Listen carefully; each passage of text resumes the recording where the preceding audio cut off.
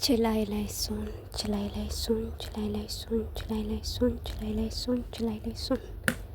ሰላም እግዚአብሔር ምስኩልኻትኩም ይኹን ከመይኹም ተሐናዲኹም ኣነ ደሓኒ እግዚአብሔር ዝተመስገነ ይኹን ከመይኹም ተሐናዲኹም ኩልኹም በዘለኹም ሰላም ረህዋ እናተመነኹ ሰላም እንዴት ናችሁ? ሰላም ናችሁ? እኔ ደህና ነኝ እግዚአብሔር ይመስገን። እናንተስ እንዴት ናችሁ? ደህና ናችሁ? እሺ ሳልሳይ መዓልቲ ሕማማት ረቡዕ ማለት እዩ። ሳልሳይ ሕማማት ረቡዕ አይሁድ ተባሂሉ ይጽዋዕ። ናይ አይሁድ ሊቀ ካህናትና ጸሓፊ ኢየሱስ ኣብ ዕለተ ረቡዕ ከመይ ጌርና ክሕዝዎ ከም ዘለዎም ዝተመኸሩሉ ውሳነን ዘቐመጡሉን መዓልቲ ብምዃኑ ምኽረ አይሁድ ይበሃል።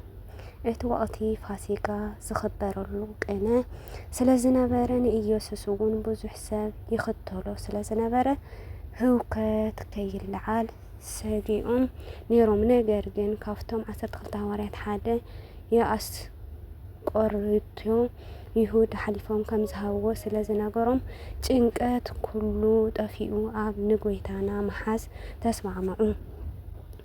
እዚ መዓልቲ እዚ ናይ ጥዑም መዓዛ ዕለት እውን ይበሃል እዩ። ኣብዚ ዕለት ኢየሱስ እንዳ ስምዖን ገዛ ኮፍ ኢሉ እንከሎ ሳላ ማርያም እንተ ዕርፍተ በዓልቲ ጨና ማርያም ዋግኡ ከባድ ዝኾነ ጨና ኣምፂኣ ስለ ዝለኸየቶ ናይ መዓዛ መዓልቲ ይበሃል። ብተወሳኺ እዛ መዓልቲ ጨና ማርያም በእንተ ዕርፍተ ኣብ እግሩ ተደፊኣ ሓጢኣት ይቕረ ንኽብለልና ብንብዓታ እግሩ ሓፂዋቶ እያ። ናይ ነብዓታ መዓልቲ እውን ይበሃል።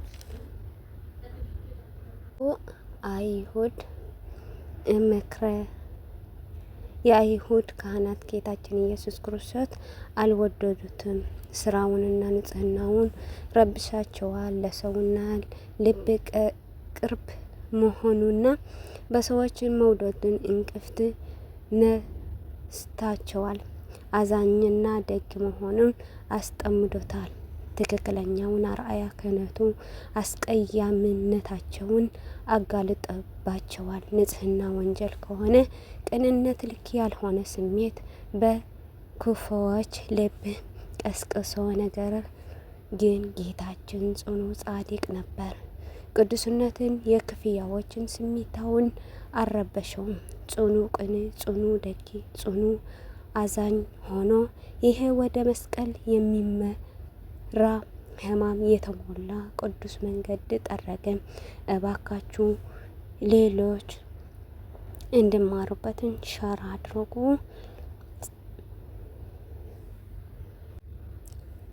በቅዱስ ማቴዎስ በቅዱስ ወንጌል ማርቆስ እንተ ተገለጸው በዕለተ ረቡዕ የሚከተሉ 3 ተግባራት ተፈጽመዋል። አንደኛ፣ የካህን አለቆች፣ የሕዝብ ሽማግሌና ጸሐፊ ፈሪሳውያን በጌታችን ላይ ተማክረዋል። ሁለተኛ፣ ጌታችን በስምዖን ዘለምጽ ቤት ስለ አንድ የተጸጸተው ሴት ሽቱ ቀብታዋለች። ሶስተኛ፣ ከተዳኙ ይሁድ ጌታችንና አሳልፎ ለመስጠት ከጸሐፊ ፈሪሳውያንና ከካህን አለቆች ዘንድ 30 ብር ለመቀበል ተስማምተዋል። የካህን አለቆችን የሕዝብ ሹማምንት በጌታችን ላይ ይሙት በቃ ለመወሰን የሰበሰቡትን ሸንጎ ሲኒሃ ድርሃም ይባላል። በዚህም ሸንጎ ላይ በአብዛኛውን የተሰየመ ሰዱቃውያን ሲኮኑ ሌሎቹን ደግሞ ጸሐፊ ፈሪሳውያን ነበሩ። ሸንጎ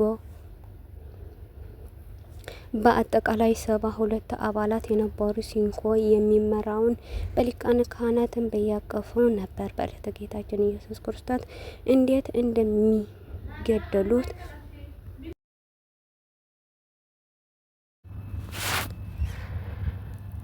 ኣብ ሰሙን ሕማማት ዘላ ረቡዕ 3 ነገራት ዝተፈጸሙላ መዓልቲ እያ። አይሁዳውያን ንጎይታ ክቐትሉ ተማኺሮም ዝተስማዕምዑሉ መዓልቲ እዩ። ጎይታና መድኃኒና ኢየሱስ ክርስቶስ ኣብዚ ዓለም ብሓፂር ቁመት ብጸቢብ ደረት ብዙሕ ትእምርት ተኣምራትን ይገብር ስለ ዝነበረ አይሁዳውያን ብዙሕ እዋን ክሕዝዎ ክቀትልዎ ይሓሱ ይደልዩ እኳ እንተነበሩ ክኾነሎም ግን ኣይከኣለን። ምክንያቱ ድማ ጎይታና ተሰቂሉ ንዓለም ዘድሕነ መዓልቲ ሰዓትን ስለዘይ ኣኸለ እዩ። ጎይታና ግዜ ገና ኣይበፅሐን ግዚኡ ስለዘይ ኣኸለ እናበለ ብዙሕ እዋን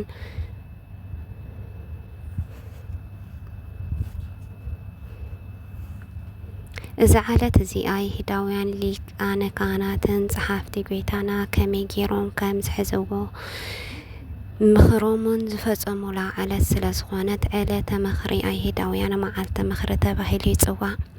እቶም ሊቃነ ካህናት ፈረንሳውያን ከዓ ኣብ ሊቃነ ካህናት ቀያፍ ተመሪሖም ጉባኤ ኣኪቦም ኩሉ ሰብ ካብ ዝጠፍእ ሓደ ሰብ እንተ ሞተ ይሓይሽ ኢሎም ወሰኑ። ወንጌል ማቴዎስ ምዕራፍ 26 ካብ 1 እስካብ 5 ወንጌል ማርቆስ ምዕራፍ 14 ካብ 1 እስካብ 2 ወንጌል ሉቃስ ምዕራፍ 22 ካብ 1 እስካብ 2 ዮሐንስ ምዕራፍ 11 ካብ 45 እስካብ 53 ጎይታና መድኃኒና ኢየሱስ ክርስቶስ ኣብ ቤተ መቅደስ ስምዖን ብሓንቲ ኃጢአት ሰበይቲ ብቅዱይ ሽቶ ዝተቀብአላ መዓልቲ እዩ። እዛ መዓልቲ እዚኣ ጎይታና መድኃኒና ኢየሱስ ክርስቶስ ኣብ ቢታንያ ኣብ እንዳ ስምዖን ዝተባሃለ ሰብኣይ ምስ ኣተወ ብሓንቲ ማርያም ዝተባሃለ ሓጢያን ሰበይቲ ሓደ ፍቅሪ ኣባኣስቲ ዝኸውን ቅዱስ ሽቶ ወሲዳ ዝቀብአትሉ ብንብዓታ ኣጋሩ ጎይታ ሓጺባ ብፀጉሪ ርእሳ ገይራ ዝደረዘትሉ መዓልቲ እዩ። እታ ሓጢአት ሰበይትን ጎይታና በቲ ክቡር ሽቶ ገይራ ክትቀብኦ እንከላ እቲ ዘትሕዙ ይሁዳውያን ተሓዚ ማሕፈዳ ስለ ዝነበረ ካብኡ እውን